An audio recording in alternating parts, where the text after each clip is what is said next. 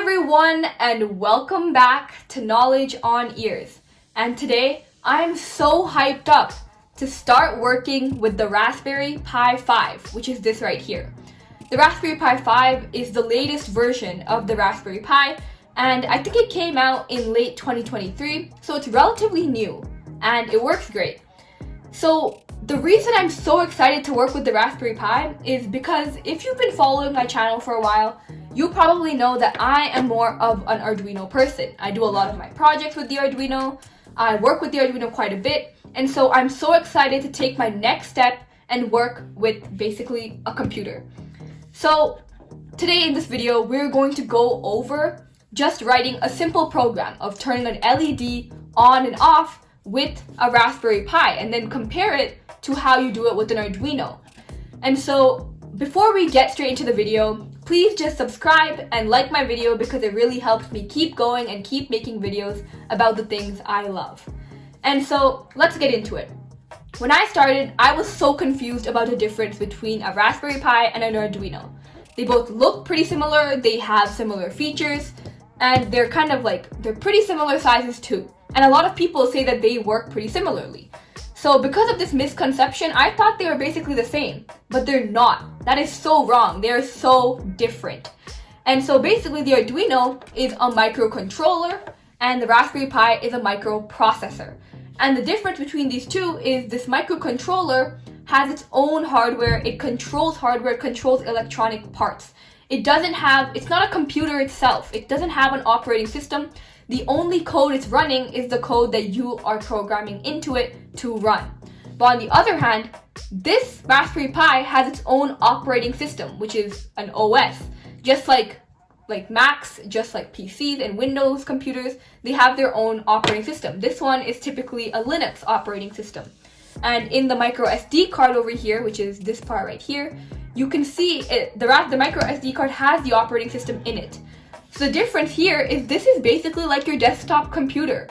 This has its own operating system. It can run multiple different codes at once, and it has just so much more to do. So this one is definitely like if you're trying to do higher level projects and stuff like that. And out there's so many more videos, so many better videos that explain more in depth the difference between the Arduino and the Raspberry Pi. The Raspberry Pi clearly has more storage and stuff like that and better specs, but in this video we're just going to get straight into the programming and how to use the Raspberry Pi now. Let's get going. So right here we have our basic LED circuit. So if you need more detail on how LEDs work, I also have another video about LEDs, so feel free to check that out. But basically we have a red LED connected to this 100 ohm resistor, and then that's all connected to the Raspberry Pi. So if you look closely, there's a bunch of GPIO, there's a bunch of pins here. And GPIO means general purpose input output pins. But there is a difference between these pins and the ones you find on an Arduino. Because on the Arduino, there's power pins where you can basically take, let's just say for instance, the 5-volt power pin.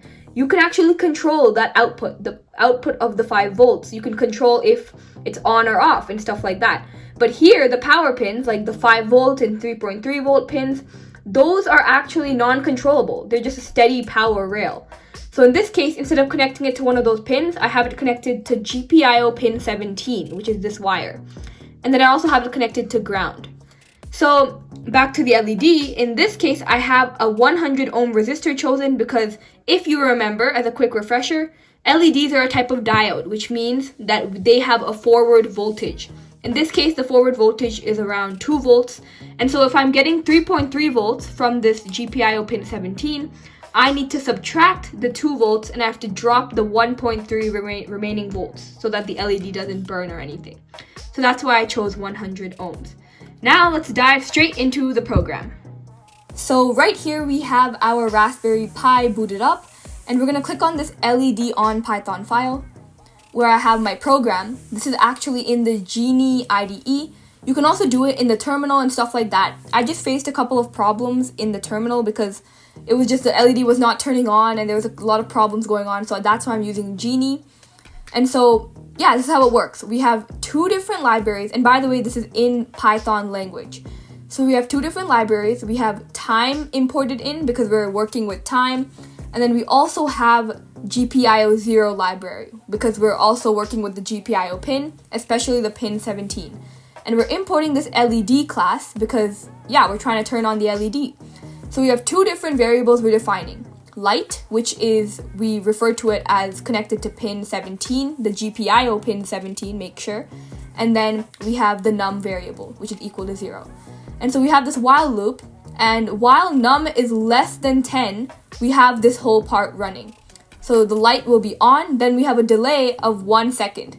So if you can notice, this delay is actually different from what you can see in Arduino, because in Arduino, we have it in milliseconds. So 1,000 milliseconds would be 1 second. And we also have it as a different function, but here we have time.sleep.